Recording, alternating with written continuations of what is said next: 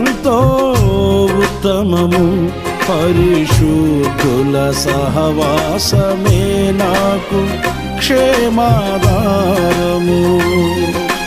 పరిశుద్ధుడా నీ దివ్య యోచనలే నాకు ఎంతో ఉత్తమము. పరిశుద్ధుల సహవాసమే నాకు క్షేమాధారము. విశ్వాసమందు నిలకడగా నీ రాకడ వరకు మెలకువగా విసుగక నిత్యము ప్రార్థింతును నిన్ను నిశ్చలమైన నిరీక్షణతో. విశ్వాసమందు నిలకడగా నీ రాకడ వరకు మెలకువగా విసుగక నిత్యము ప్రార్థింతును నిన్ను